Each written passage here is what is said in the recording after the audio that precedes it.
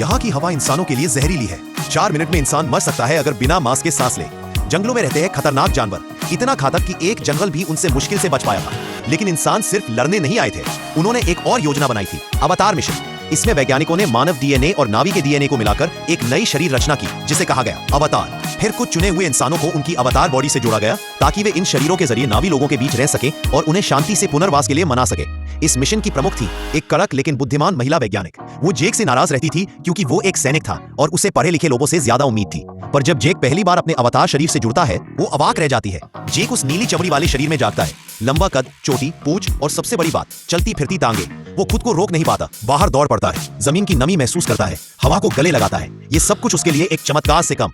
पर इस जादू के पीछे एक सौदा छिपा था। जनरल ने उसे गुप्त रूप से कहा, नावी लोगों की कमजोरी पता लगाओ ताकि एक ही बार में युद्ध जीत सके, और बदले में मैं तुम्हारी टांगे हमेशा के लिए ठीक कर दूंगा। जेक मान जाता है।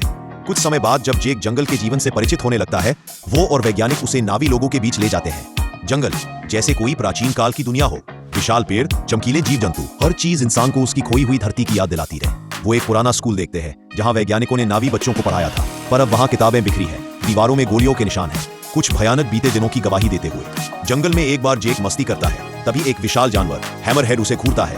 वो बंदूक उठाता है, पर वैज्ञानिक चिल्लाकर रोक देती है।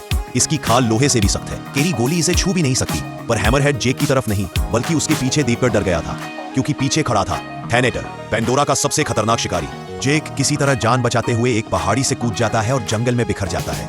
अब वो अकेला है और अजनबी, इस रहस्यमय ग्रह में, जहां हर पेड़, हर जीव या तो दोस्त है या मौत का साया। और तभी पेड़ों के बीच से निकलती है एक नावी लड़की, जिसकी आंखों में गुस्सा, नफरत और सवाल है। उसके निशाने पर है जेक सुली,